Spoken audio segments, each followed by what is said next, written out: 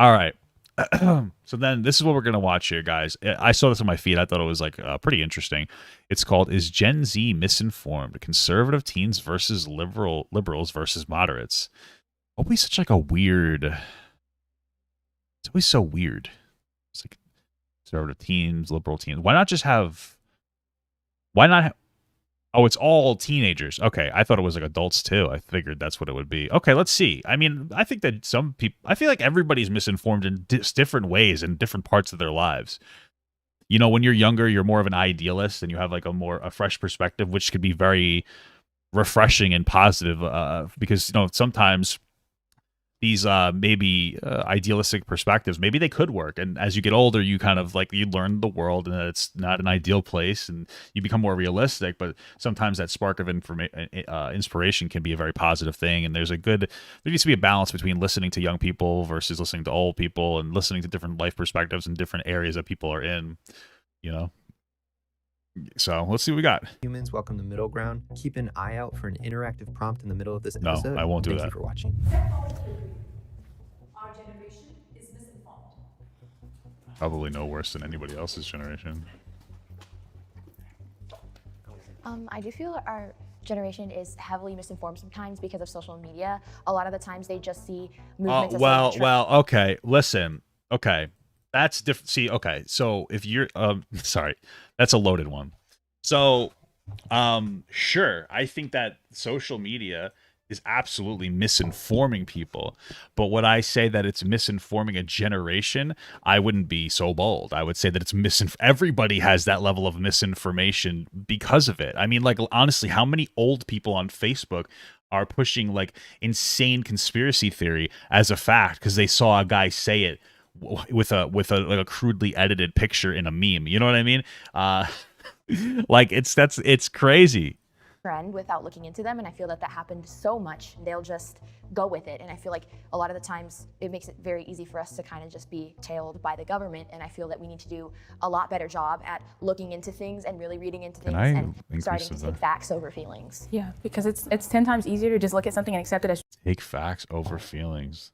truth than to go and do your research and find counterclaims or something that aligns with that. Because if I will say that one of the things that really resonated with me that Destiny had said was that people think that like doing your own research is just finding like an alternative source of media, basically being like, this must be true, or like you read it or hear it somewhere in an alternative media source, like see that's you gotta think for yourself, when it's like realistically speaking, like when doing the actual research means you have to go look up like articles and you have to like look at different peer reviewed this and that and the other, and you have to like most people don't do their own research. They just gravitate towards things that will double down on their confirmation bias.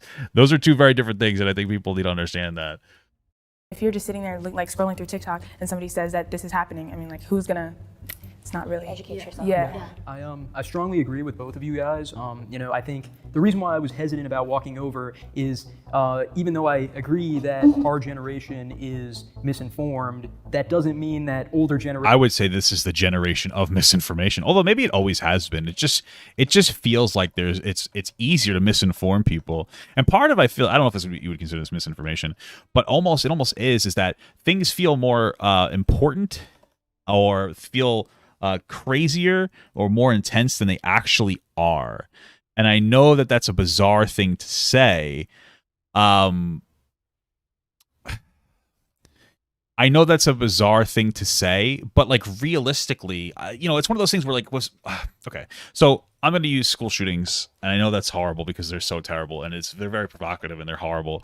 But let's use it as an example. When you see like this school shooting, it's like, oh my God, this is a huge problem, and it is a problem. There shouldn't be a single school that's having this issue, but at the end of the day, when you take a step back, and I know this is like horrible thought, but when you take a step back, it's not happening that much, right? But it seems like it's happening so much because this is the biggest story of the day. And like, I'm not saying to take these things any less seriously, because that is not at all what I'm saying. It's still a huge problem, and we need to have like really strong and solid conversations about like different forms of gun control. But you have to understand that like information, like, or media information, has a way of making everything seem like the biggest issue in the world when it's not. I guess it's just not. I guess I could have used a less provocative example, so I'm sorry if that was a little insensitive, but I think you understand what I'm trying to say. Generations aren't also misinformed, especially, you know, in the form of, for like Gen X and the baby boomers or whatever, cable news in particular. You have millions of Americans now who are tuning in every night to see Tucker Carlson spread misinformation. True. I don't want to pick on him in particular, but he's an example. Social media is just another example of what's been going on for generations and generations of people, just with all due respect, being too lazy to do their own research and just believing what other people tell them. Yeah, so I completely agree with you guys, True. but I also wanted to add that as a generation, we don't have. Why is this good- audio so good? You know what I mean? Like, how is it such? I feel like the audio is like bizarre on this video. Is it, or is it just me?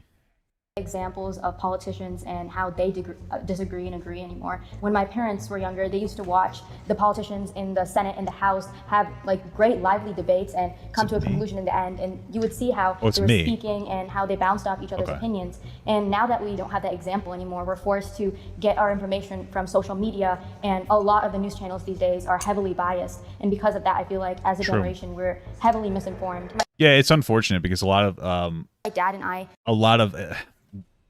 they are very biased. It feels like back in the day, a conservative news source was giving you objective information and then giving you like, a more reasonable conservative interpretation without being provocative.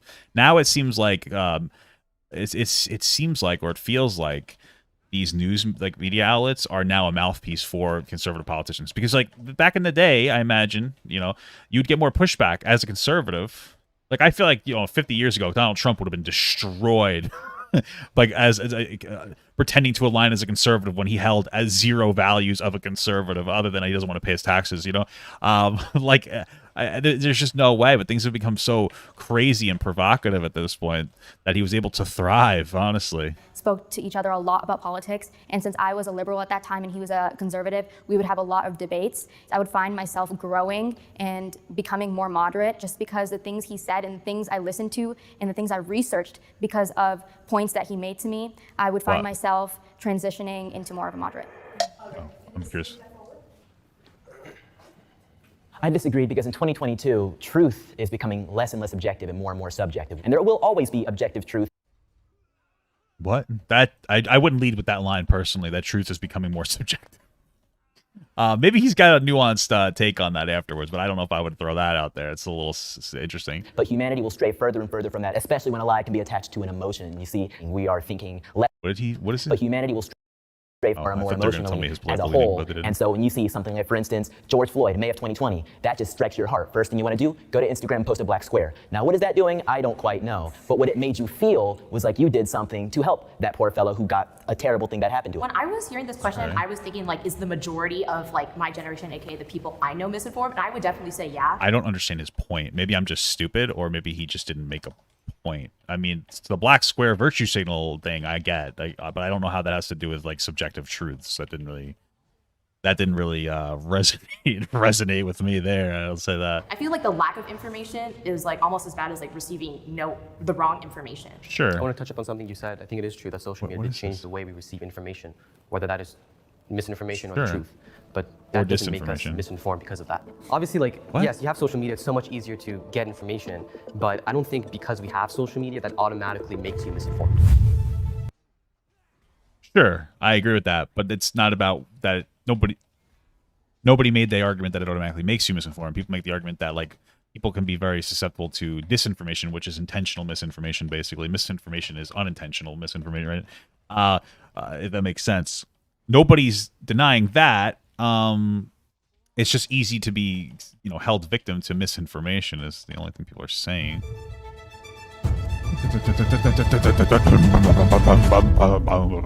I wish I could watch the full videos because they cut this up down to like they cut it down to like 10 minutes when they're like hours long, I believe. So I really wish we could watch the core video, the original video. I wish we could watch me not die. That would be so pogger. EPS are stinky. My appearance influenced my political beliefs. I mean, you literally, this is not a good question. It's like the conversation that comes out of it might be good, but this is not a good question because your parents will 1000% always influence your political beliefs, regardless of whether you align with your parents.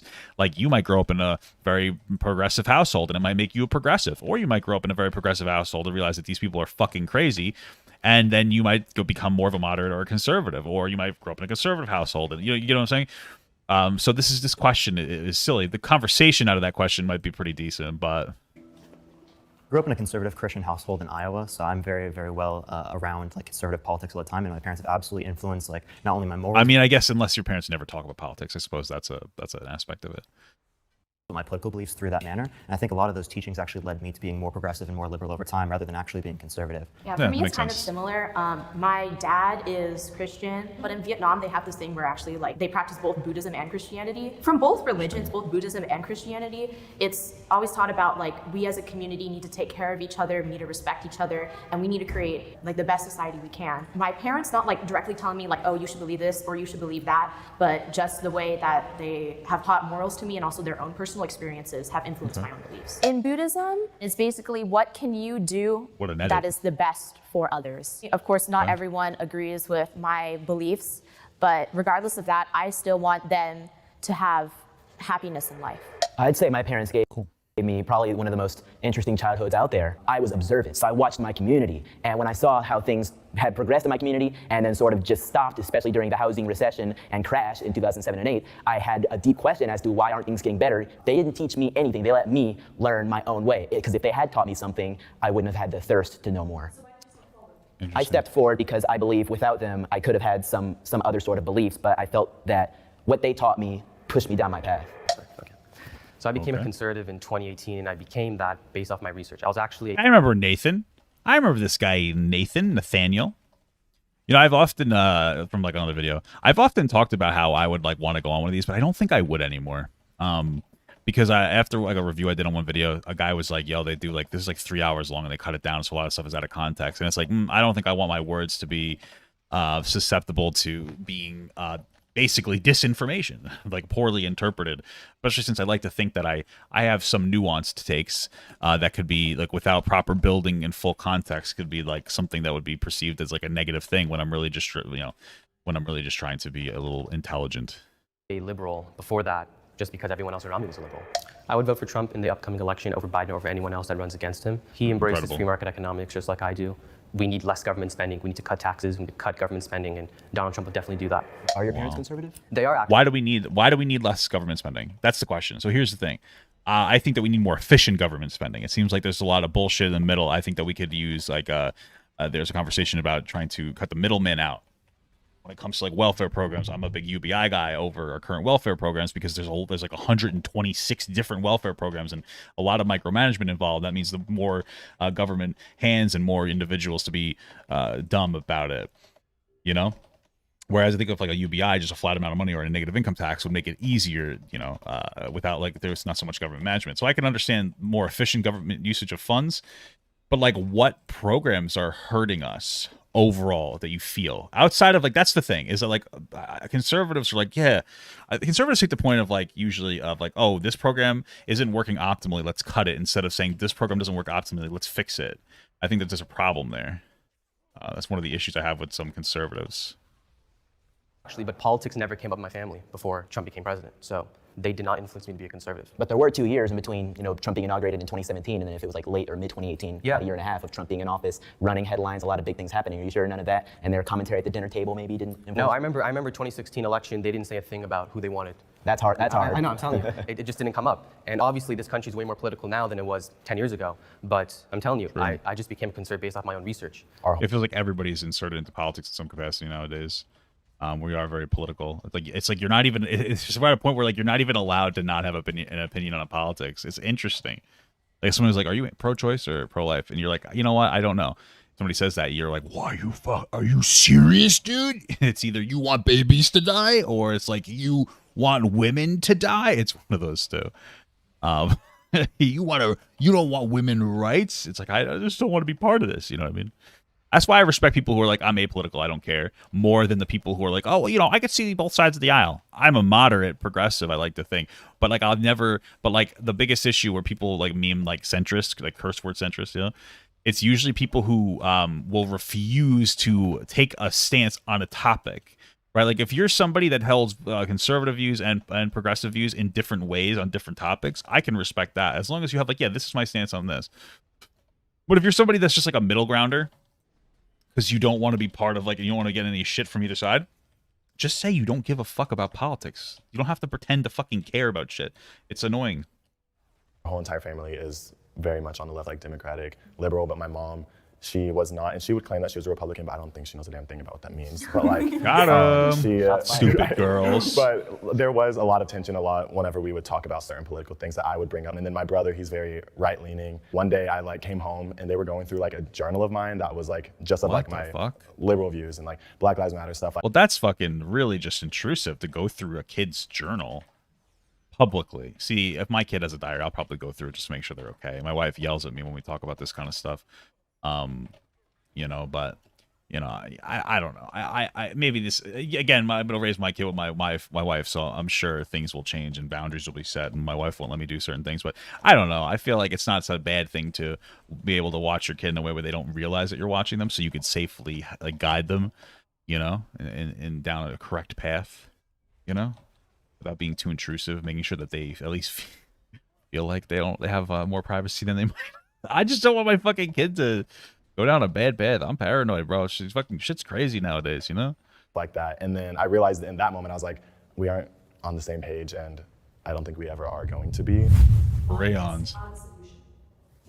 Moderates are the solution. I would never say something like that. I would never say anybody is the solution. I think that good ideas are the solution. Like, you know what I mean? But I don't think that we should never jerk off moderation. Right? Like, if this country became like 10 times more conservative than it is now, I would hold the same political beliefs unless I was under like duress to fucking, I'm gonna kill you if you, maybe I would change my belief. But and if it was 10 times more progressive, then I would still maintain the same beliefs. I think that there are good beliefs, there are good ideas and bad ideas. I don't think that like where that idea comes from is so fucking irrelevant. It's crazy. Pretty straightforward. No, I know kids deserve privacy. That's why I'll make them think that they have privacy. It's all a mental game, bro. It's all a mental game, all right, dude? All right? I'm not going to watch them jerk off or anything. What the fuck's the matter with you, dude? I'm just going to, I'll just read their diary. I guess there's nothing I really could do. What's going on in my fucking game right now? This is incredible. Functions best when people. I'm just kidding. I'm not gonna read in my kid's journal. I don't like reading, so I'm just. I don't know. I'm just fucking nervous about having kids, you know. Moderates are the solution. Are moderates even a thing? Sure, yeah, they exist. Pretty straightforward. This country functions best when people from all different walks of life, all different political ideologies are able to come together for a greater cause. Sure. I believe that the two-party system is a trap. True. I believe that political parties as a concept are antithetical to democracy. I don't know if I agree with that. I think that it's a good idea to have general, like, broad characters. We have 330 million people in the United States alone, right? I think that you need to have party representation. Like, you need to have groups. Because, for the most part, if we didn't do that, we may not have 330 million different perspectives, but, like, we might have, like, 10,000 different perspectives. Because you and me might be on the ssame spot in, like, a moderate sense. We might have very moderate values together, or moderate. Let's say you guys are all on board with me. You're all moderate progressives. You believe in, you believe in access to safe abortions. You believe in like reasonable welfare. You believe in a bunch of different shit. But let's say like the way that we believe on everything except when it comes to abortion. I believe that we should maintain like to the second trimester should be the cutoff. But you believe that you should be able to kill babies at 10 years old. Now which by the way makes sense if you think about it. You should be given a little bit of extra time. No, but let's say that you think it should happen, like, I don't know, up until birth or something. Right? I obviously, like, vehemently disagree with you with that one. All of a sudden, we're going to lose direction as a group. We're mostly similar, so what it's better off is, like, fighting, like, the more important fight, which is going to be just fundamentally getting access to abortion rights first, at, like, first or second trimester, and then kind of moving from there. I don't think we should ever get to the point of fucking at birth, by the way. But you understand my point. So I think it would be a good idea. Do I think two parties is good? No, it's stupid. That's a terrible idea. I think at 3 parties at least, maybe even more than that. There's like ranked voting system might be good, something along those lines. Definitely need to figure something out. I forgot to hand this fucking question. Ugh, piss in my mom's mouth, bro. What the fuck? Oh well. Yeah, I completely agree with you, and I also just wanted to add that I think both parties are a lot more radical than they used to be, and I think moderates are helping bridge that gap in between. Maybe.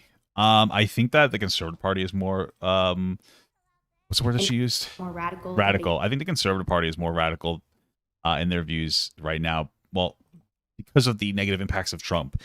Before that, I think it's the same thing as there are some fucking crazies, like maybe like your AOCs in the Democratic Party. But for the most part, it's a reasonably moderate progressive party, whereas I think conservatives used to be somewhat similar in a sense, and it kind of has gone off the rails with Donald Trump. But I get what you're saying. You know, I just wouldn't say that there's mainstream crazy representation, although there is some virtue signaling from the current like Democratic Party. I won't lie about that, but I don't think it's quite as crazy. Used to be, and I think moderates are helping bridge that gap in between and kind of showing that, you know, you can agree with both parties, which can help, especially in, you know, Senate and House of Representatives, to come up with better policies and to come up with better laws that help our people instead of, you know, the bickering that we see among our politicians right now. I just think the problem in America is that we don't have enough political parties. We only have two. That's True. the problem. It makes us so divided that we have to pick between the left or the right. These are Yeah, also I hate this notion that towns. it's always like what's in the middle that's right. I think really we should be looking at whether it's right or not necessarily based upon the fact whether it's right or whether it's left or whether it's in the middle. It should be based upon the arguments. It should be based upon the rationalization. I love your take on that, but nothing can really ever be right because what's right to one person is not going to be right to the next. I mean, you can look. Sure, well, that's why we generally have a democracy, but okay.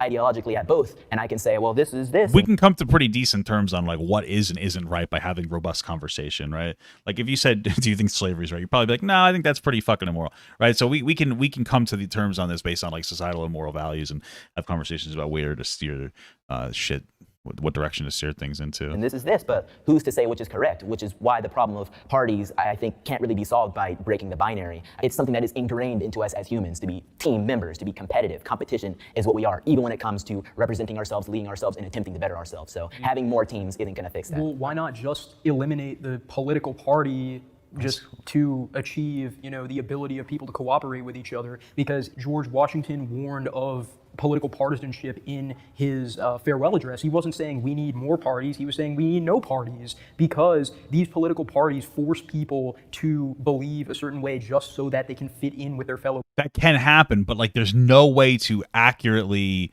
deal with this shit. Like there's no way for us to not have party representation to practically get shit working. It's just not gonna fucking happen. You need political parties is the point that I'm trying to make here. Like it's an absolute necessity, to be honest with you. So the concept of like, oh, we shouldn't have political parties because like, you know, blah blah blah. You know, it could potentially cause people to go into like a hive mind perspective. It could, but then like how the fuck are you gonna manage so many people? It's very idealistic. I just don't think it's practical, you know? Party members. Well, Thanos snapping away the party system isn't going to get rid of ideological teamsmanship. We are always going to have these issues, and every person, whether they've got a D or an R next to their name, they're going to say, hey, are you pro or anti-abortion? Okay, get into this. Are you pro or anti-gun? Okay, get into this. You might see some of these groups slightly different, but in the scheme of things, we're still going to have these teams, even if we have it split up into a million different parties like some of these parliaments in other countries do. What do those parties do when they need to get something done? They form blocks, they form coalitions, which is basically just reducing it back to the binary. We are still going to have these binary teams because that is just the way humans work. So you think politics? I don't think we should. We just need to figure out a way to not have binary teams and try to make it so that there's trinary. Is that a word? You know what I'm saying, though. Embrace the binary system. Well, but the whole point of what you were saying about how you should make decisions based on individual policy ideas, like are you pro-choice, are you pro-life?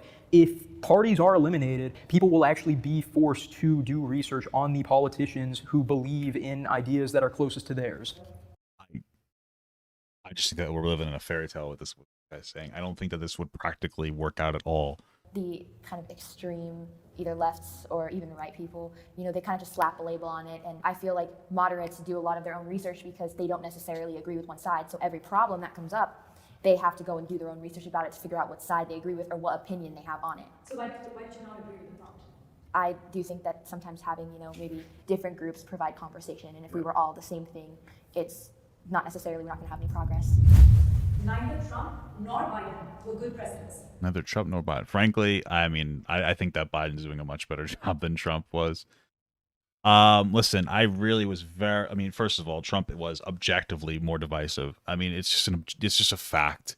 Things are much more calm now. They're not back down to normal, but they're much calmer, and I think that that is a huge. I think that that alone is quite big. Outside of that, no, I wasn't a big fan. Like Trump's biggest claim to success was his tax cuts, which were fucking abysmal. They raised the annual federal deficit before COVID took place. He went from about inheriting a $650 billion annual federal deficit and raised it to $1 trillion, whereas Obama inherited, I think, 1.4 or maybe $1.2 trillion annual federal deficit, and he reduced it down to like that $650 billion. Just so you guys know, like a deficit is the money that you're spending over the money that you're taking in, and debt is the collective amount of money you owe, right? And so you obviously have to get to a surplus instead of a deficit in order to pay some shit back. It just wasn't going to work. Economists were estimating we would think we needed a 6.7% GDP growth consistently his entire election to make up for the amount of money that we were effectively going to lose. We didn't hit that. We topped out, I think, at 4.2, which is nice, but it just wasn't ever going to do it. It wasn't sustainable, and it's an example of incredibly irresponsible spending. It was dog shit, and I actually want to spend responsibly. That doesn't just mean you get to cut taxes all over the place willy-nilly and try to engage in trickle-down economics, which worked to an extent, but it wasn't worth the bang for the buck, right? A lot of these corporations were able to pocket tons of money, especially a lot of corporations who were able to get a bunch of fucking bailouts when, just fucked up. Bunch of bailouts when they fucked us. Yeah, he wasn't a good president. I don't know that there was really anything that he did that I was particularly fond of in a mainstream sense, or that I think was even good for the country. He spread massive voter fraud conspiracy theory. He has an entire group of fucking MAGA hat cultists, and I'm sorry if you like Trump, but if you're have the MAGA hat, honestly, you're a little crazy. Going around thinking that the election was complete fraud. Do I think that it's good to question mainstream narratives? Yeah, question everything. But there wasn't there wasn't any widespread voter fraud examples. There were examples of some voter fraud, on both sides, or areas that maybe weren't done well. Like there was a conversation about in California that apparently some Republicans were setting up fake ballot boxes for Democrats to put their ballots into so they could destroy the votes.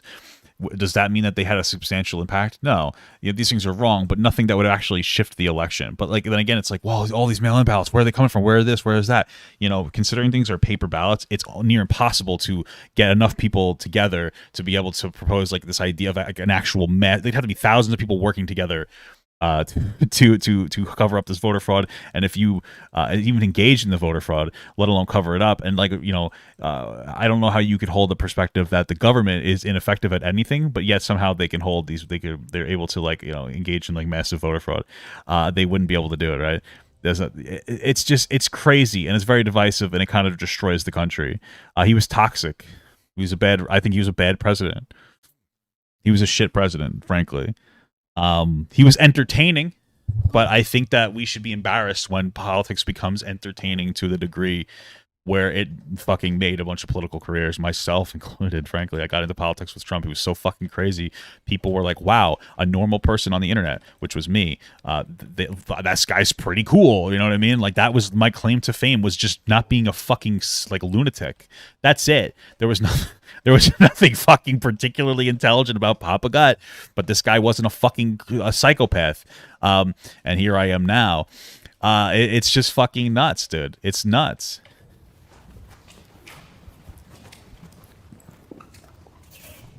I gotta take the hat off. My family benefited from a lot of President Trump's policies, but basically which ones? What I felt was that a president needs to be presidential, and for President Biden, I just think what policies did they benefit from? I'm just genuinely curious about that. That personally, he's too old to be president. I do think there needs to be a cut. Oh, sorry, I never talked about Biden. I don't think Biden's ideal, but he's decent. I think he's doing a decent job at trying to pull people together. I think he's doing an okay. He does have the foundation of trying to pull people together on both sides of the aisle and talk to different people. You see it in some of his speeches and shit. I don't think he's horrible. I think it's fucking crazy that this guy could barely speak a sentence. Although lately it seems like he's going a little more goblin mode. But the not being able to speak a sentence is a bit of a red flag. I won't lie about that. But I certainly think he's better than Trump at the very least. Cutoff limit when someone can be president. Yeah, young people are heavily unrepresented within our country. The average age of an American is around 37 years old, whereas people in Congress are generally above the age of 50 on average. So when people kind of point at Biden to be very old, Trump's also extremely old too. So if we want to put some type of age limit on that side, I think that they're both way too old to be president. Sure. I mean, it wouldn't be a bad, honestly, not a bad idea to put an age limit on presidents. Really not a bad idea. You know, if you have to be 35 to run, maybe you shouldn't be able to be older than like 65. You know what I mean? By the time that you would become president, especially since I don't think that older people can generally speaking, have a good representation on the country. When you're old, you don't have to think in a long-term perspective. You should, for the sake of, you know, the future generations. But like when you're fucking 70 years old, I mean, what do you got left? Maybe a good 20 years, and that's fucking lucky as fuck, right? Let's say a good 10, 15 years. I mean, like, it doesn't matter how much short-term damage you might do on the fucking planet. You're going to be gone soon. You might be like, well, what about their kids? Blah blah blah. Sure, I understand some people will be good about that, but then some people are just going to be so skeptical because they don't have to care. I don't know. I think 65 is a decent limit to be like, hey, you can't you can run up until like the age of like 65, basically. You know what I mean? Like if you get into office at 65, it's fine that you're in there until you're whatever, fucking 69 years old. Epic sex number, by the way. But yeah. And obviously we need a lot more representation for younger people. Neither of them seem to have been particularly popular even within their own parties, Trump to a lesser extent. Well, Trump was extremely popular amongst his party, whereas Biden has actually lost a lot of that popularity throughout time as people have seen him throughout his presidency. I think there were a lot of things on both the Republican and Democratic side in which these particular figures led to like a larger amount of polarization amongst the public. I don't like Trump because of a lot of the racist things. I feel like one of the reasons why why Biden's like approval ratings are going down is because there's no longer Trump in a mainstream sense, in a true mainstream sense, to juxtapose him anymore. I mean, like I was saying before, Trump made it seem like someone like me was like this fucking super profound guy when I'm just like I have common sense. You know, and it's like one of those things where Biden probably seemed incredible next to Trump because it's like, holy shit, this guy's insane. But now that he's by himself, he's like, all right, you know, he's just an old guy. What the fuck is he saying? He can't even hear him, you know? That he has said. And if you're out making jokes about, oh, I'm going to build a wall, and even if it was serious, that's not something to joke about, and it seems like it's very targeted towards one specific group. Joe Biden has a much stricter racist history than Donald Trump ever has, and in my opinion, ever will have. During the 2019 presidential cycle, Joe Biden said, if you even think about voting for anybody other than me, you ain't black. And when I learned about the... Sure, that wasn't good. That was dumb. But can you give me the whole history of it? I would really like to know the history, because I think that he's going to lean on the crime bill of like 1994 crime bill. That had really good support from like the other black politicians. So it's like one of those things where it's like it was the wrong move, but was it racist of Joe Biden to support something that black people, like black politicians at the time, thought was a really good idea, the crime bill?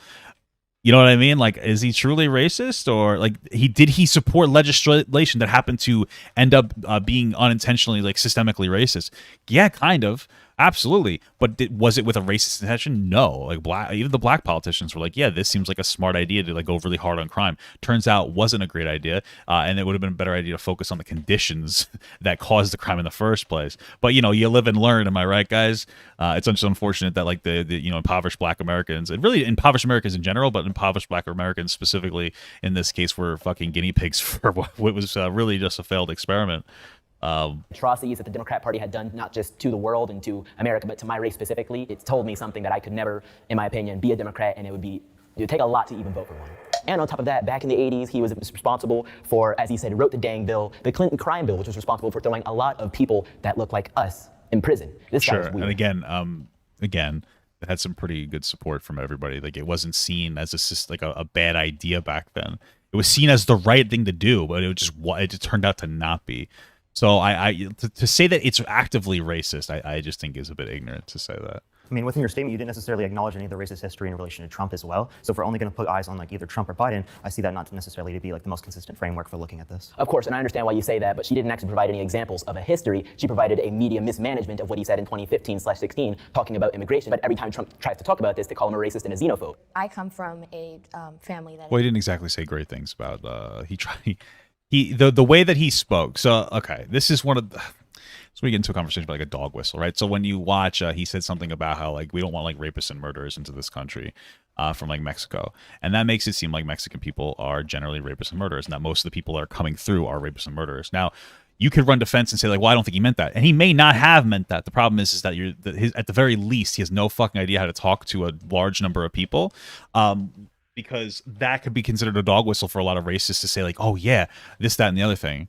oh yeah, this is a great idea. You know what I mean? Like, yeah, I think that a lot of Mexicans are, like, a lot of people coming over are rapists and murderers, and this, they're not even close to all of them are. Now, I do think that we need like a robust like immigration like practices for sure, and like I don't think we should let everybody in, but like let's not pretend that that type of rhetoric doesn't have a profoundly negative impact. As a large entity with a lot of eyes on you, you have to be incredibly careful about the way that you talk about things. You know, saying things like there are good people on both sides, good people on both sides in the Charlottesville thing. I understand that maybe some of them weren't horrible people, but like there were literal neo-Nazis marching there. So you know, it's hard. These are the types of things that are considered like are seen as a dog whistle to empower like racist individuals. So at the very least, you have to you know, Trump doesn't know how to speak to all of America very irresponsibly. Of immigrants, my grandparents don't speak English, and they are from Mexico, and a lot of. But sorry, I don't mean to interrupt. But it was a good point that like what you're talking about how Biden's like this profound racist, but like I don't think that Trump's really any better, especially since the racist the you're not black if you don't vote for me thing was definitely not exactly the hardest thing to say. You can't really explain that one away. But outside of that, I feel like they're at the very least equally as fucking racist, right? Time people were bashing Trump for that being a racist thing. He's trying to keep them out, but he's only trying to keep the criminal individuals such as, you know, drug lords or people sending drugs to our country. Well, no. So the problem is that he ended up. So there's a legal process of going for seeking asylum, and all you have to do is go into the country and say I want to seek asylum, right? And there were areas where he, you know, he had ended up. He ended up, I think it was for a month, and I'm like a little fuzzy on it, but for like an entire month, I think he had pretty much fucking sent like everybody back or something, in a way where it was pretty bad. I don't want to, I shouldn't be speaking on it too much because I don't remember the specifics of it, but he had like a really rough month of like massive mismanagement, when it came to like the wall, or it came to like some immigration policy. At the same time, though, it's sort of like disingenuous to say that, you know, the immigration policies are just keeping the bad people out, because at the same time, it's almost impossible for most people to emigrate to the United States legally. Okay, brother. Just kidding. Billionaires can solve problems better than the government.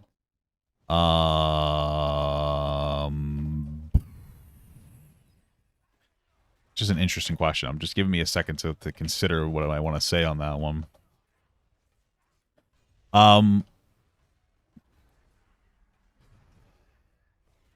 I don't think so. I guess they can be. Dude, how did you pull all? This guy's an idiot. Okay. Thanks for pulling a bunch of like irrelevant shit for no fucking reason. Listen, billionaires can solve problems, especially if they run a company that gives them like ultimate power. Any exclusive individual that was running anything could definitely solve problems very effectively. Does that mean that they could solve problems fundamentally that are plaguing America? No, I don't think so. One of the good things about like a democracy is that everybody gets a say in some capacity, even if there are areas where that stunts growth. Sometimes that can be a good thing. We don't want to progress too fast. We have to make sure that we're all on the same page. I don't think that billionaires can really, especially considering billionaires tend to have a very they're generally very profit incentive, and that's one of the things about the government isn't exactly profit incentivized. You know, so there's a motivation there, although like politicians in general or individually, you know, a lot of them are very motivated by profit, but I don't think that billionaires could solve American problems better. They could solve some corporation problems better for sure, but not American problems.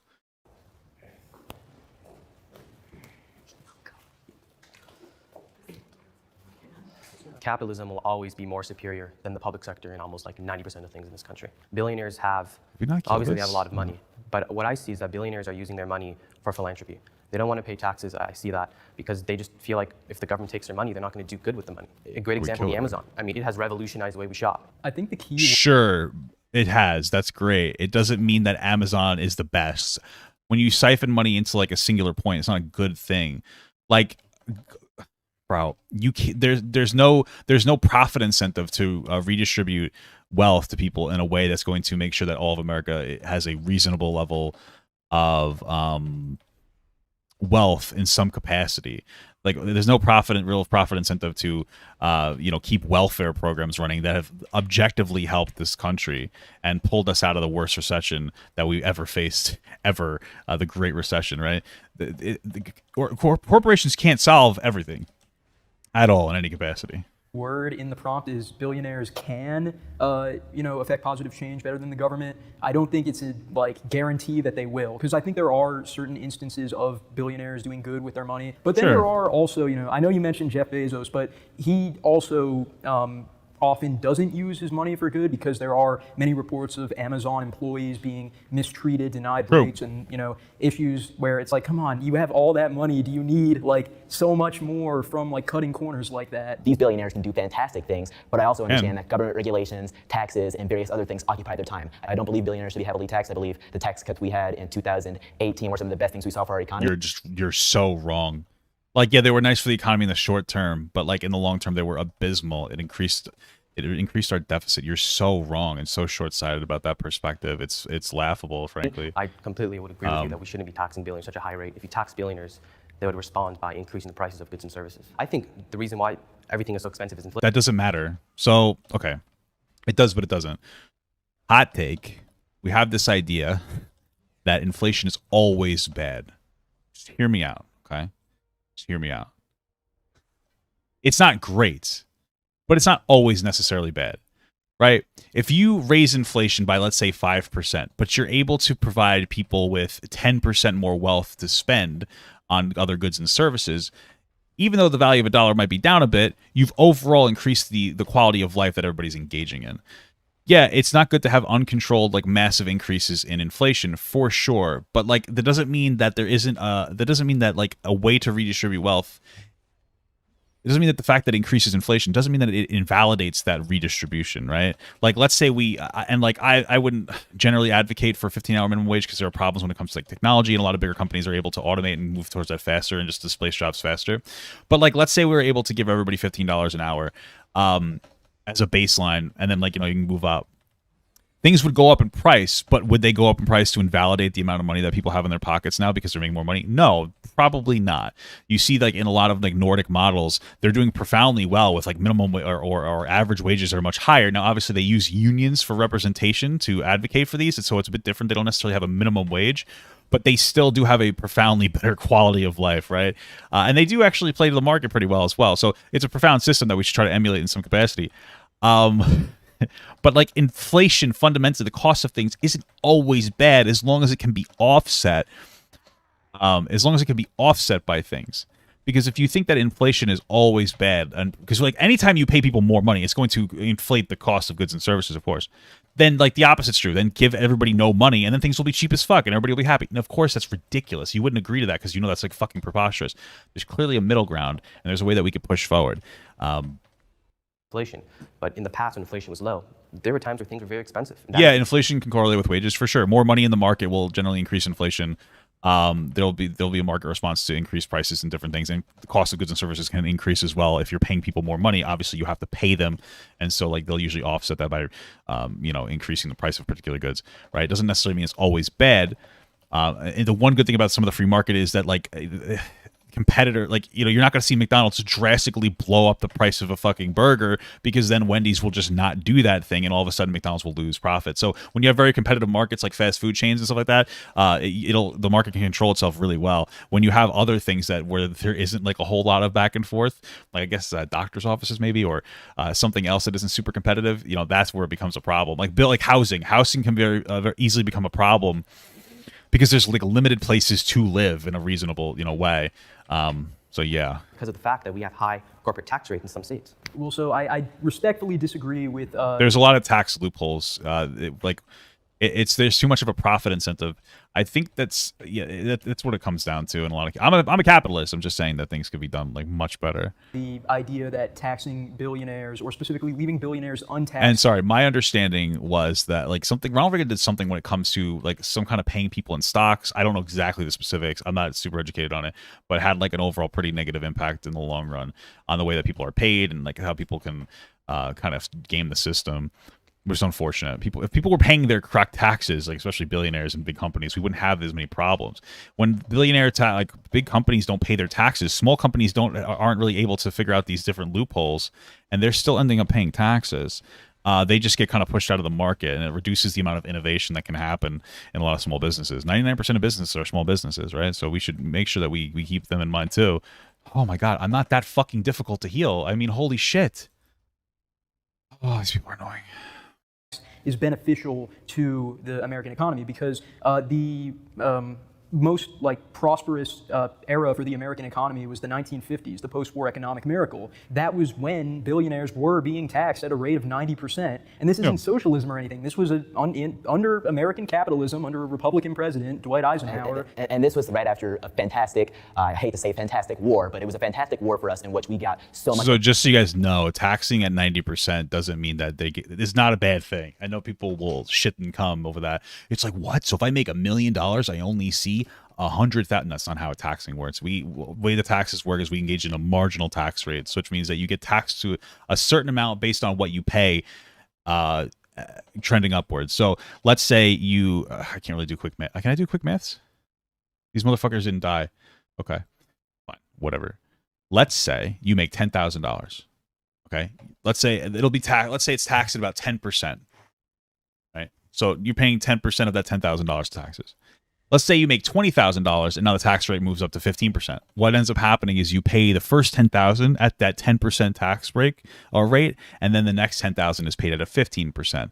And then let's say at like $50,000, that goes up to 20%. So now you're still paying that first $10,000 at 10%, the second the $20,000 at 15%, and then like the $50,000, everything from that 20,000 to 30, anything from that 20,000 to 50,000 at a 20% rate, right? So like if you tax billionaires or people at like a high tax rate, like let's say you make it like 90% at 500,000, there's not getting, it just means that everything after 500,000 or up like is going to be taxed at 90%. I just hope you understand that, right? Basically, what that does is usually, especially for corporations like or people who, what the fuck? That was really weird.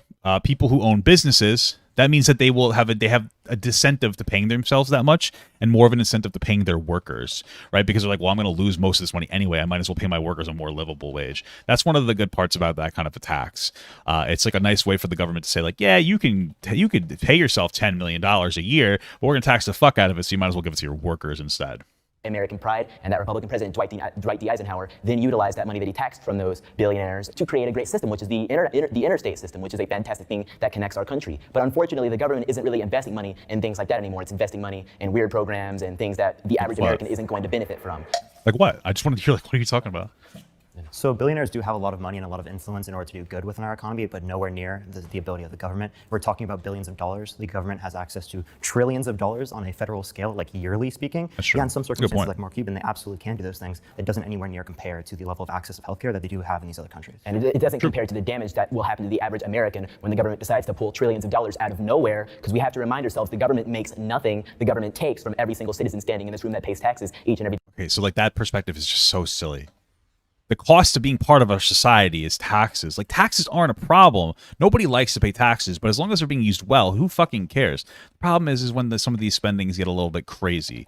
That's the only issue. It's a selfish perspective to say, I shouldn't have to pay taxes. Why? Your taxes went to schools that made you intelligent enough to know what a fucking tax is. It went to, like, building up roads, highways, actual infrastructure, not just so that you can get to work, but so that trucks can get the supplies that you need to sell to that job that you are now working at, right? It creates an intelligent workforce that's generally capable, more capable than if everybody was like fucking homeschooled.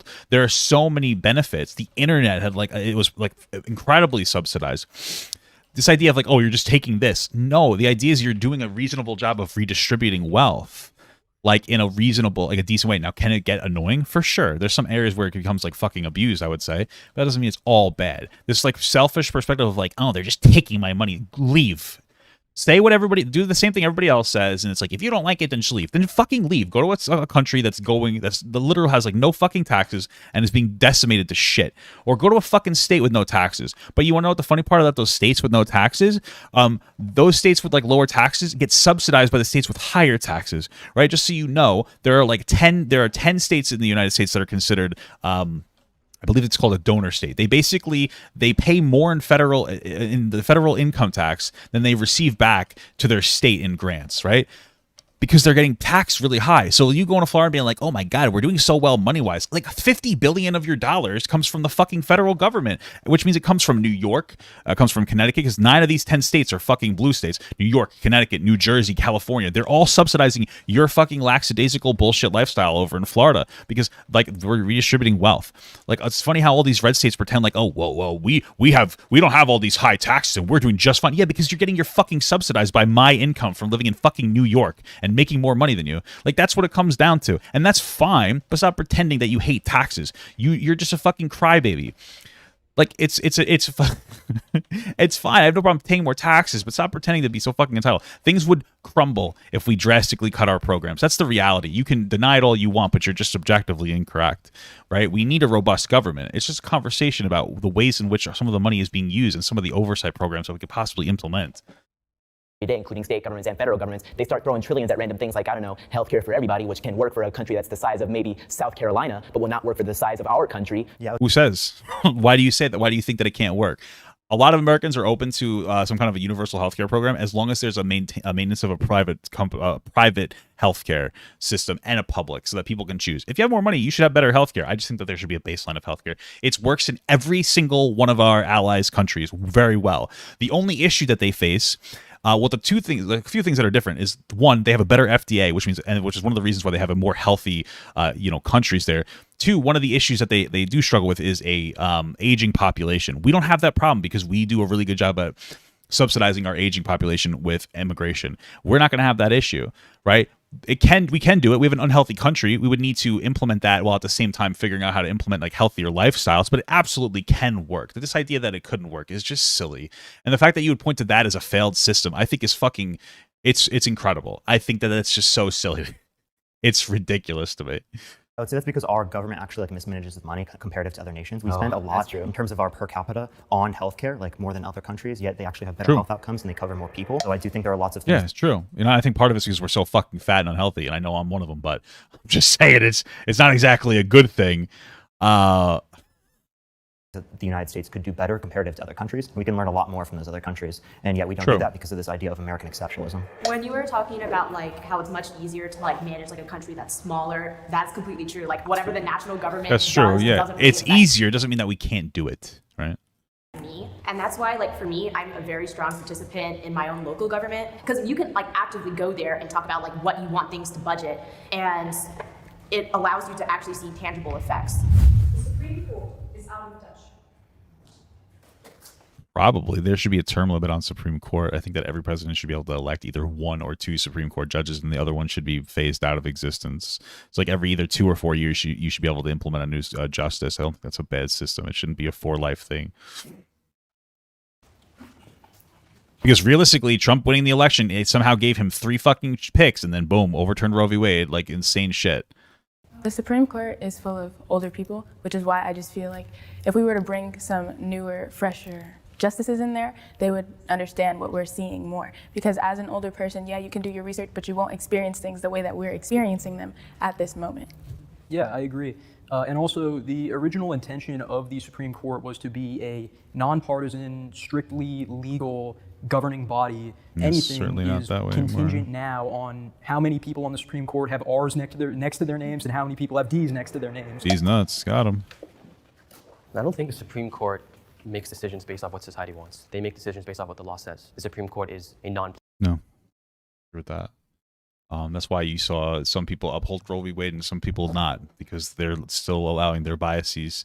Their biases are still causing them to have a different interpretation on the law than other people in ways that have a negative impact on some other people. You can agree with the Supreme Court judge, whatever, but then you have to acknowledge that you think that the progressives had the incorrect that they had the incorrect perspective. So like obviously their biases are still bleeding through in some capacity, regardless of like which side you're on. Political branch. I so disagree with that. The executive branches and legislative branches weren't really necessarily created to be political either. They're created to create laws so that we could live moral and just lives. The Supreme Court and the judicial branch as a whole is something that was created to be nonpartisan, but unfortunately that's not realistic in 2022 anymore. And that's why I don't say they're out of touch, because we're all out of touch. If everybody's out of touch, then we're all in touch, right? No. Well, not necessarily. We just mean all of us are out of touch. If you look at we all can be out of touch in different ways, right? But okay. Foundation of this country, there were political parties within the executive branch and the legislative branch. There were no political parties in the Supreme Court, never. Yeah, so like in terms of the founding fathers, they were heavily against political parties. I think the process outside of the Supreme Court of how we determine Supreme Court judges is like the messed up process, not necessarily the Supreme Court in of itself. I just think that we should never politicize the Supreme Court. Really the best thing we can do in this situation is— It already is when you allow it, there's no way to not, right? I mean, how would you not be able to? You have a particular president electing them. The president has a bias, of course, and that bias is going to bleed through. So they have less of an incentive to maintain the bias because they don't have to get reelected or anything, and so they don't have to like maintain a status quo, and they don't have to like pander to the people. But that doesn't mean, which will engage in a level of like professionalism to some extent. Like, this kid is just not fucking healing me. Like, holy fuck. But they still have their biases. Try to make the general public a lot more a part of the process of determining whether or not these justices should be in that place based upon not only their merit, but also like the things they're advocating for. But rather than it being based upon like specifically the political parties, we need a multi-party democracy so that multiple different sides are looked at different times and say, I want to pick a libertarian, or I want to pick a social democrat, or a socialist, or a liberal, right? There are lots of different options that we should have in order to have more of a competitive political marketplace. But wouldn't it make it more political for the people to choose their judges? Yes, absolutely. Yeah, it would be. Yeah, for sure. It would be. I'm pretty sure we do vote in the people that pick the Supreme Court justice. You vote for the president? To the extent you do, yeah. There's no way to avoid some of the problems. That's where it comes down to. You vote for the president. And those are for other the topics senator in that particular, also not necessarily like jurisprudential or like law in particular. I'm hopeful about my future in this country. Wait, I'm hopeful about my future in the country. Okay. It's good Here to in the United maintain States, we have the that. ability and the opportunity to be the best nation in the world and live up to all the ideals that we grew up with and thought that we had. Look at all of us. We're willing to have a conversation, whereas years ago, we might not have sat down. We might have hated each other for having different types of beliefs. So well, it's probably the reverse. I mean, I think things have gotten more polarized. I think back in the day, it was more possible for people to sit down and have a conversation about different ideas. What you're saying, I think, is the opposite in that case, but okay. I think that shows the type of growth potential that the United States has in particular. I personally think I have a great future in this country, especially being a woman, because I can sit here and wear what I want, say what I want, and have just as many rights and equal facilities as you do, as in other countries. That's Sure. not awarded to all women or even all people. And I feel that our country gives us some of the most privilege in the world. So for me right For now, sure. I live a great life. I have a house, I have a cat, I have 2 dogs, and it's great. But I feel like Does she own the house? Or is she just talking about her mom or something? things could always be better, you know? And I think that's what I like about this country, is that we have a government where we can actively participate in, and we can True. make the changes that we want to see. I think that I am very scared for my future. I grew up 2 hours away from a Ku Klux Klan headquarters, if that tells you anything about where I grew up. There's probably less than the amount of fingers I have on my hands of people of color in my school. There was a lot of racial heat that I got growing up, and it forced me to grow up a lot faster than I thought that I'd have to. If you look up Harrison, Arkansas, it's known as one of the most racist cities in America, and you can see, if you're on TikTok and you see, we visited the most racist city in America, that's gonna be Harrison, Arkansas. My mother— Oh, is that what he's talking about? Is that the place that like Gideon went to and shit? Damn. is white, but whenever my mom would drive through Harrison when we were going somewhere, she would put a blanket over my crib while we were in that city just because she felt unsafe for me. And whenever I hosted the Black Lives Matter protest, a lot of members from that Ku Klux Klan organization in Harrison were making groups saying that they were gonna come up and harass us and harm us. And it's a very scary thing because you read about the Ku Klux Klan in history books. It's a very different thing to hear them personally tweeting out to you that they're gonna come and that they're gonna harm you. As much as our country is growing, I'm also not going to invalidate the fact that there is a lot of issues that are still stemmed very deep in a lot of people's brains that are still being acted out upon and causing me to feel uncomfortable to live in my country. As a Black woman, I just feel like being anywhere in the world, it's not just America. There will always be somebody who does not like a person of color, and there will always be someone who wants to assault a woman. We are making progress, but in the same way, we can always go backwards. In Detroit, I just was not happy. Being around white kids at school, I think they are taught to believe that Black people are maybe lower than them. And even if it's not taught, it's something ingrained just in society. As someone who— I mean, listen, I don't know what her experience is, so I understand that she had like her own particular experience. I know that growing up, I went to a very diverse school that was effectively like a third, like white, Black, Hispanic. I never focused on race at all. That was actually the going narrative when I was growing up, is like everybody should be colorblind. At all. It just never was a thing. Does that mean that Black people were being treated differently by other people? Maybe. There might have been a whole societal thing, but in school, I think that was the best narrative, is like, hey guys, let's be colorblind. Now, of course, the reason that we shifted that away is to have a nice, like, a nuanced conversation in society about the different way that we treat different people and about how, like, the negative impacts of the past, like slavery, segregation, redlining, have still echoing impacts for sure. But we've kind of overcorrected from going to, like, saying, like, hey guys, everybody on an individual level is equal and you should treat them as such, but we should acknowledge systemic racism. It's gone to the point where, like, now if you don't acknowledge the color of somebody's skin, you're somehow racist. And I think that we've lost all intelligence and nuance in the way that we discuss a lot of topics, and it's incredibly unfortunate. Because I don't think that we're teaching the right message. I think we're focusing too much on race in some instances. If on an individual level, if I'm out shopping, I'm not gonna treat a black person any different than a white person. But it feels like it feels like we're being taught to look at that black, like I have to look at that person and go black. Like that's what I'm taught now. It's so bizarre, like the way that I used to think about things versus now. And I'm happy that I've acknowledged systemic racism and I can have like nice conversations about that. But at the same time, I feel like there's an over focus, and there are people who will fucking shit themselves if they ever hear somebody say, "Yeah, I think that we should generally be colorblind." They're like, "Oh wow, you're racist." That's fucking insane to me. Like, it's not racist to say that you're colorblind. I think that's just insane. I think it's insane. Who is not, quite as dark as you, but lives kind of a similar lifestyle. I'm trying to say is that I understand. I really do. Colorism. It's still a thing that can be stronger than ever, especially with the benefit of social media. I think it's something that we need to grow past if we're going to make the world better for our children. But I think we're also right here, which is a very diverse group in and of itself, but I think we're going to be one of the least racist generations ever, which kind of goes without saying. And I think this will be the... I don't know about that. I just think that maybe it'll be a different type of racism. I don't know, man. I mean, maybe I'm wrong. I could just be, maybe I'm wrong and I'm, living in my own generation. I don't know. I think that, like I was saying, the overcorrection might make it more racist. I think that there's like a level of, to a point of patronizing people. I think that we're going to see like this rise of progressive racism, which I think that we probably already are, of kind of virtue signaling over topics and pretending to care about things we don't actually care about rather than expressing ourselves truly, about, certain topics. I think now people are going to be shamed for being like, yeah, I see you as an equal. I don't see your skin color. And people are going to get shit on for that. I don't know. I don't know if it's going to be less racist. It just might be a different type of racism. The racism of not learning how to do fucking DPS. That's the racism, not knowing how to kill a boss. Like, this is preposterous how I'm actually like dying right now. And like, you guys should be doing a lot more damage. I mean, come on, bro. Century that is just completely eradicated, at least systemically. Well, I hope you're right. And it obviously is a privilege to live in the United States, but I think we're going down a very dangerous path. Freedom of speech is under attack in this country. Freedom of thought is under attack. The standard of living has decreased dramatically. People aren't doing better today than they were 10 years ago or 20 years ago. What do you mean we're doing worse off now? Like, what are you looking at in terms of how did you determine whether or not we're doing worse off? Well, you would say like generally in the like the percentage of wealth that exists in each field, where a much like a profoundly increased amount is up at the top, whereas back in the day it was distributed better. Obviously, we had those things called the racial issues back in the day, but if we forget about that, everything was so much better 50 years ago. We still have those issues today, but you understand what I'm saying. Less so now, arguably, I suppose. Although black wealth was destroyed in like the Great Recession in like 2008, it's fucking crazy. But yeah. Well, there's so many things to look at. One of it is how divided we are politically, but at the end of the day, we are the future.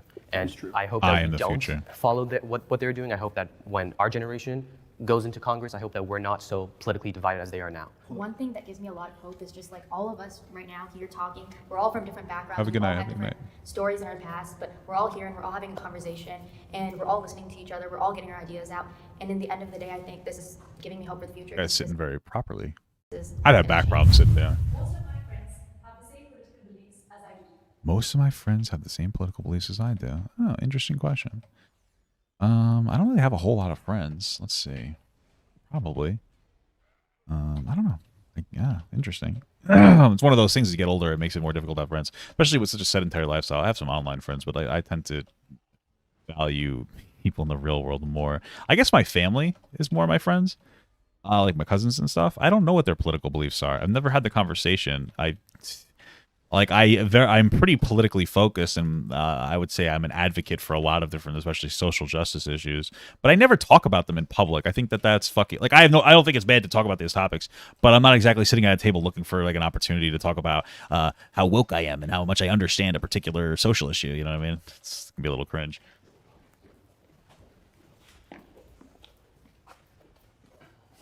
I came from a very conservative and Republican city and state in Arkansas, and I grew up around a lot of people who did That's not the most disagree with me progressive at all. state. What? And a lot of the people that I would try to keep in my circle who did have different beliefs were blasting me on private stories and stuff like that, and making me feel like I was dumb. It's really hard for me to make friends that are from the liberal side, as immediately they hear or even see my political views or even my religion, they immediately try to shut me down. They send me death threats. They put stuff in my bag saying they're going to kill me. They've poured paint in my bag and shaken it up. So really quick, somebody said, I think the concept of colorblindness is problematic. The whole idea that we are all the same is kind of toxic. I don't think that that's true at all.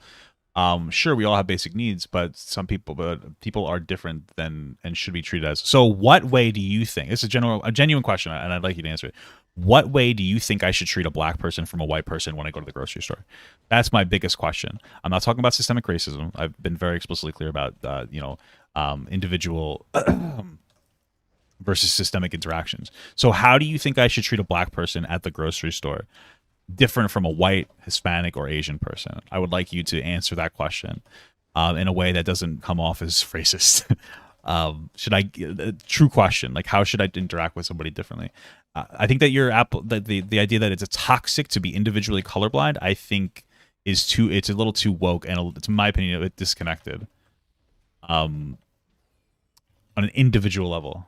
COVID happened and things were starting to shut down, and the incident with George Floyd happened. Everybody started looking through everyone's profiles, their family's profiles, especially when these protests were going on.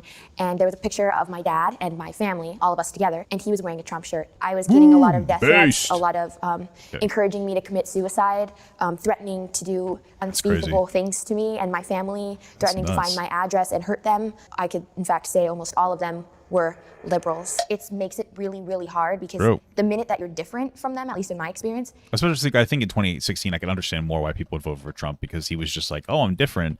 And basically, not for nothing, but Hillary Clinton was like, yeah, I know that there's a problem when it comes to jobs disappearing, but hey, I don't know what to do.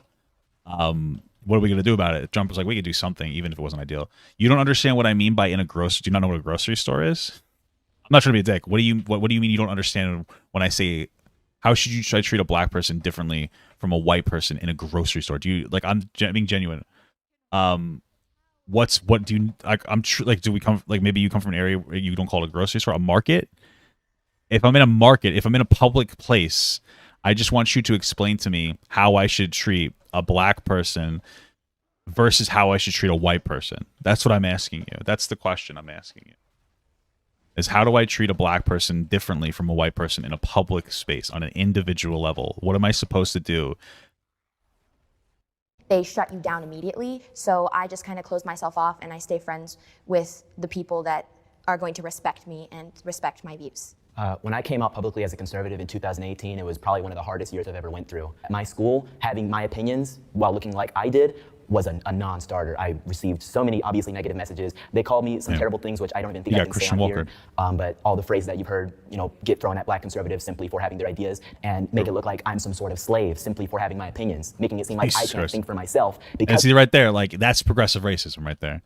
Listen, have your own opinion, come from your own life experience. Black people aren't a monolith. I think that's perfectly fine. Disagree with them if you want, but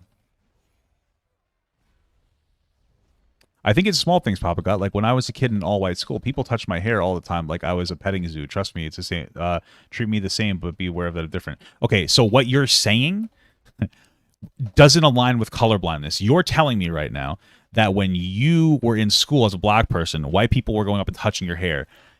Were they doing it to other white people? No, they're not treating you colorblind. They're being racist. They're treating you differently, right? Again, if they were truly acting in a colorblind way, they wouldn't walk up to you and touch your fucking hair. They would respect your autonomy as an individual. So that's not an instance of colorblindness being toxic on an individual level. That's an instance of of white people being dumb as fuck and basically invalidating your autonomy as an individual. No, I mean saying hello has nothing to do with change. I mean, like, schools should be made with black people in mind, doctors and social workers. What I just don't understand what that means. You're talking about systemic things. I'm not trying to be rude, but I was very explicit when I said on an individual level, you should be treating people in a colorblind capacity, but on a societal level, you should not. We should understand the differences and different struggles that different people go through. When you're talking about social workers interacting with different people in different ways, that's something that is actually already happening in a positive way. They try to acknowledge cultural changes. They try to acknowledge like changes in finances and whatnot, or the amount of money somebody has. You're not answering my question. In what individual way? How is individually colorblindness? How is that toxic? What way do you feel I should treat a black person in public that's different from a white person? So far, nobody's given me any good answers, right?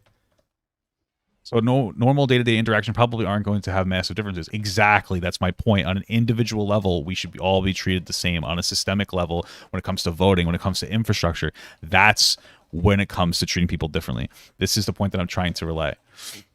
Because I am black, not understanding that they're perpetuating the exact same racism that they think they're fighting against by calling me those words. I'm from Thousand Oaks, California, and I've met people who are like pretty hardcore conservatives. I feel like all of us, when we come and have these discussions, we all just want what's best for this country. And of course, we all have our own ideas of how to achieve that, but in the end, we want a world that's everyone can benefit from. And of course, unless you are able to discuss with other people your different opinions with things and talk about the reasons why you believe certain ways, you can't make any progress with our country. I strongly agree. And so personally, I'm from New Jersey. You can probably figure out I have a predominantly left-leaning friend group. Damn. He must not hang out with any of the Italians then in his friend group, because they are not leaning left at all, unless they're leaning to each other actively to say something racist about somebody. That's all Italian people in New Jersey do. That's all Italian people have. I have a lot of Italian friends and acquaintances. I live in New York. They're a little racist. Never really took issue with that because I feel like at the end of the day, you shouldn't be exclusively talking about politics with the people you're friends with. Especially, it's concerning to me that, based on recent studies, a growing plurality of Americans simply refuse to be friends with people who are of different political affiliations from them. That, if anything, says very concerning things about our country. Especially because, that this level of political polarization that we're seeing now hasn't been matched in American history since the antebellum era of the Civil War. True. All right. Not a bad video. I liked it. A lot of young, intelligent people. Certainly, even though I disagree with them, to be honest with you, some of the limited conversations I've had with grown adults that are a bit older than me, they are certainly doing their best to be more informed in an active way than anybody else in the any older people are. To the older people's defense, they're working and they have to put a lot of energy into that, and they don't really exactly have the time to sit down and independently review shit. So I understand that, but it's good that young people are what? It's not that saying the I'm colorblind is toxic. It's just stupid saying that doesn't need to be said. I guess the saying itself doesn't need to be said.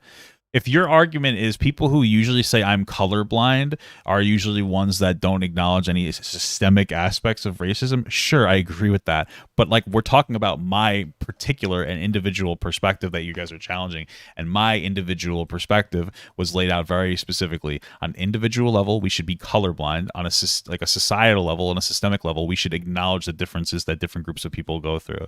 So again, you gotta be a little consistent with my argument, right? Oh, you love goth girls? That's the fucking most base thing that I've heard today, bro. I want Papa Gut to pee on my face, but just as a friend. There's nothing weird about that.